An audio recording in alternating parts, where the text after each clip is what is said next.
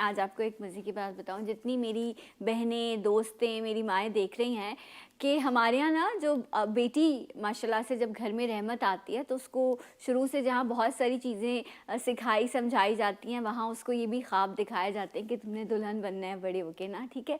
तो वो जो है एक एज में आके ना फिर वो इन सब चीज़ों के बारे में बहुत ज़्यादा सोचना शुरू करती है। वो सोचती है मेरी शादी होगी, मैं ये वाला डिज़ाइनर पहनूंगी, इस वाले सैलून से जाके जो है वो दुल्हन बनूंगी। तो आज जो खातून मेरे पास मौजूद है ना, मैं बेशुमार ऐसी लड़कियों को जानती हूँ जिन्होंने ये ख्वाहिश की कि ये मुझे दुल्हन बनाए। माशाल्लाह से अगर हम ब्यूटी की दुनिया की बात करें तो ये she is one of the pioneers और बहुत अच्छा काम किया इन्होंने, काम कर रही हैं और बहुत सारी दुल्हनें बनाई हैं, बहुत लोगों को खूबसूरत बनाया है। द बेस्ट पार्ट इज़ कि एक होती है कि आउटर ब्यूटी, कि आपको सिर्फ मेकअप कर दिया, ये इनर ब्यूटी पे भी काम करती हैं और वो काउंसलिंग के ज़रिए हो रहा होता है। सो मेरी इनसे पहली मुलाकात है, लेकिन मैंने बहुत सुना इनके बारे में। सो वेलकम करते हैं ज़ाराज सैलून। किसी तारुफ का मोहताज नहीं है, हमारे साथ मौजूद है रिजवाना खान। अस्सलाम वालेकुम। वालेकुम अस्सलाम। कैसी हैं आप? मैं ठीक हूँ, अल्लाह का शुक्र। खैरियत से हैं? सही। दुल्हनें आ रही हैं, दुल्हनें बन रही हैं? दुल्हनें आ रही हैं और माशाल्लाह रश लगा हुआ है। और सबसे अच्छी बात यह है कि अब ज़ारा जो है मेरी बेटी ज़ारा खान जी, उन्होंने इसको काफ़ी मुझे हेल्प कर दी है, संभाल लिया है। चलिए अच्छी क्योंकि बात। ब्रांचेस हैं ना, तो फिर वो बड़ी पॉपुलर हो रही है। और जिस तरह से माशाल्लाह से आपने you carry it really well, बहुत अच्छे बाल लग रहे हैं आपके। इन्होंने Thank भी you। जो है वो आज बड़े तो अच्छे मैं से। इतनी इमरजेंसी में आई हूँ कि मुझे बालों का कुछ ब्लो ड्राई भी नहीं प्रॉपर हो सका। अच्छा लेकिन ये है कि अगर आप थोड़ी बहुत भी केयर करें तो वो चल जाता है। अच्छा, मैं इस चीज़ पर बड़ा बिलीव करती हूँ कि आपने प्रॉपर ब्लो ड्राई करके तो आपने बाल सेट कर ही लेने हैं। हाँ, असल तो आपका हेयर कट पता चलता है कि आपने बस मेसी हेयर में ही, आप जिस तरह से आपके जो भी बालों में कट हुआ हुआ है, हाँ ये प्रॉपर विदाउट ब्लो ड्राई भी ये फील हो रहा है, जी। मेंशन हो रहा है। एक्चुअली मुझे जो है ना बहुत ही ज़्यादा स्ट्रेट और सेट हुए बाल पसंद नहीं है, मुझे ऐसी मैसी बाल पसंद अच्छा, है। अगर मैं आज आप दोनों से चाहूँगी कि, क्योंकि मेरे देखने वाले हर एज ग्रुप के हैं, जी जी वो भी हैं बच्चियाँ जो कॉलेज यूनिवर्सिटी जा रही होती हैं, घर में रहने वाली ख़वातीन भी हैं, और एक सर्टेन एज में पहुँचकर जहाँ पर आप अपनी ग्रेस को मेंटेन करते हैं वो बिल्कुल भी बिल्कुल। देख रही होती हैं। तो मैं आप दोनों से वन बाय वन सजेशन चाहूँगी कि इस सीज़न में अब वो लड़कियाँ जो कॉलेज गोइंग हैं, ऑफिस जाती हैं, बहुत ज़्यादा बालों को या स्किन को मैनेज नहीं कर सकती, आप उनको क्या टिप्स देंगी? मैं इस सीज़न में तो ये टिप दूंगी कि अगर उनके लंबे बाल हैं तो उनको टाई करें, क्योंकि ये इसमें एस्थेटिक होते हैं और वो उड़ रहे होते हैं, ठीक है। कपड़ों पे चिपक रहे होते हैं। तो इस वजह से मैं ये चाहूँगी कि वो अपने बालों को इस तरीके से रखे कि वो कुछ शॉर्ट भी हों, और मोस्टली अगर लंबे हैं तो वो लेयर्स में हो, तो वो पौनी हो या कुछ बंधे में हो। लेकिन अगर छोटे बाल हैं शोल्डर तक के तो वो उनको ब्लो ड्राई करें और उसमें जेल या मूस लगा के करें, राइट क्योंकि उसी से वो कंट्रोल में आ सकते हैं। राइट। अगर मैं स्किन की बात करूं, माशाल्लाह से ब्यूटीफुल स्किन, आपकी थैंक यू। स्किन शाइन कर रही है। सो आप डेली रूटीन जिसमें बहुत मेहनत भी ना हो और बहुत खर्चा भी ना हो, लेकिन हम मेंटेन कर सकें।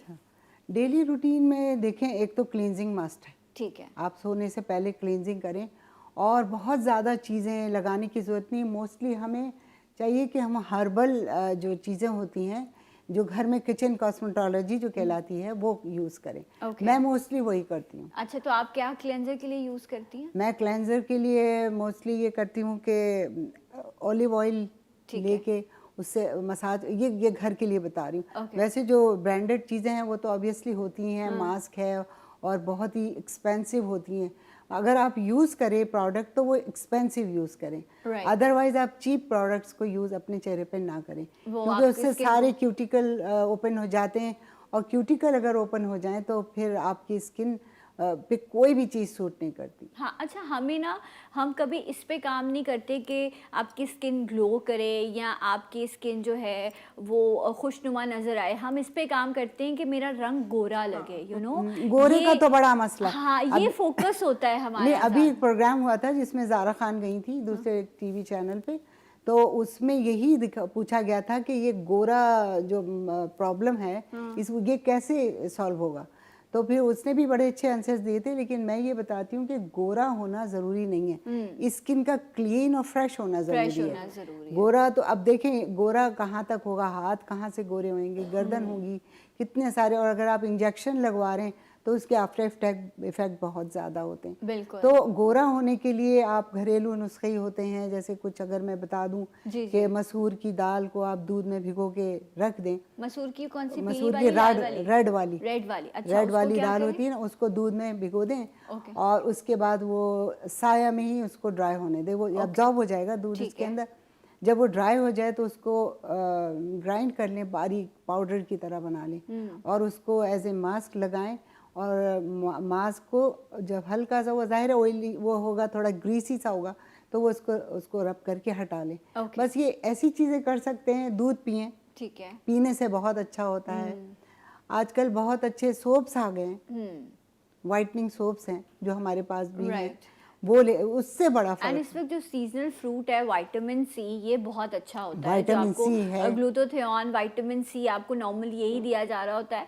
और मैं आपको एक और भी चीज़ कहूँ, ये जो हम कहते हैं इंजेक्शन, ये कोई एक इंजेक्शन नहीं है जो लग गया और आप सारी जिंदगी के लिए गोरे हो गए। ये बहुत मसला है। ये एक कंटिन्यू प्रोसेस है जिसमें आपको मुसलसल रहना पड़ता है और मुसलसल पैसे खर्च करने पड़ते हैं। और फिर साया में, मतलब धूप में ज्यादा जाएं भी नहीं। इससे तो वैसे भी गोरे हो जाएंगे। आई थिंक वैसे गोरे चले गए, लेकिन हमें जो है ना, अभी तक हम गोरों के दिमागी तौर पर अभी तक नहीं, हम जो है, एक्चुअली देखो ये गोरों से नहीं आया है, ये हमारा पुराना, अब आप देखें किस जमाने से वो गुलाब की पत्तियों का लगाना, और वो मलका नूर जहाँ जो थी वो किया करती थी, दूध में बैठना, दूध चेहरे पे लगाना, दूध पीना, और मतलब अपना उनका जो ये सब करती थी। वो जब से, ये गोरों से नहीं आया है।